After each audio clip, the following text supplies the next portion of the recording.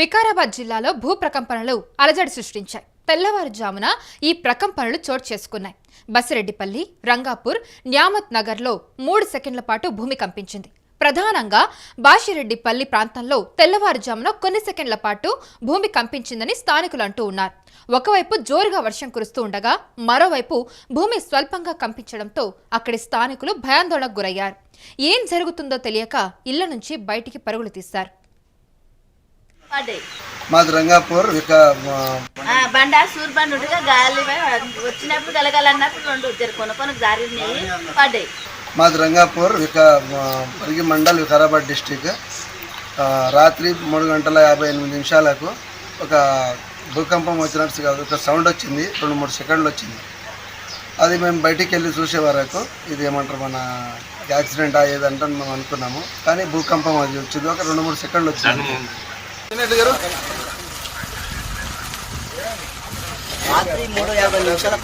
బండ సూర్బండుగా గాలి వచ్చినప్పుడు గలగలన్నప్పుడు రెండు కొనుక్కొని జారినాయి పడ్డాయి.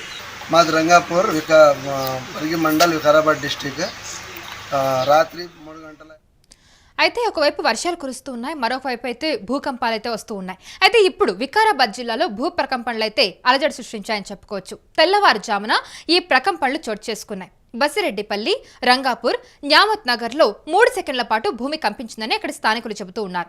అయితే ప్రధానంగా బాషిరెడ్డిపల్లి ప్రాంతంలో తెల్లవారుజామున కొన్ని సెకండ్ల పాటు భూమి కంపించిందని అక్కడి స్థానికులు చెబుతూ ఉన్నారు. అయితే ఒకవైపు జోరుగా వర్షం కురుస్తుండగా మరోవైపు భూమి స్వల్పంగా కంపించడంతో అక్కడి స్థానికులు ఎవరైతే ఉన్నారో వాళ్ళు భయాందోళనకు గురయ్యారు. అసలు ఏం జరుగుతుందో తెలియక ఇళ్ల నుంచి బయటకు పరుగులు తీశారు భయంతో. అయితే ఇదిలా ఉండగా గతంలో కూడా వికారాబాద్ జిల్లాలో భూ ప్రకంపనలు వచ్చాయి. 2024 ఫిబ్రవరిలో 2.5 తీవ్రతతో స్వల్ప భూకంపం వచ్చినట్లు నేషనల్ సెంటర్ ఫర్ సీస్మాలజీ నిర్ధారించింది. అయితే 2022లో కూడా జిల్లాలోని పరిగి మండలంలో భూమి కంపించింది.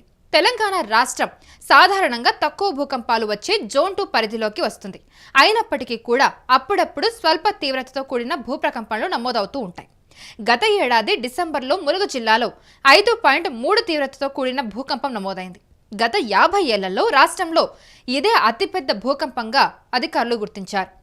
అయితే దీని ప్రభావం తెలంగాణతో పాటు ఆంధ్రప్రదేశ్, మహారాష్ట్ర, ఛత్తీస్గఢ్లలో కూడా కనిపించింది.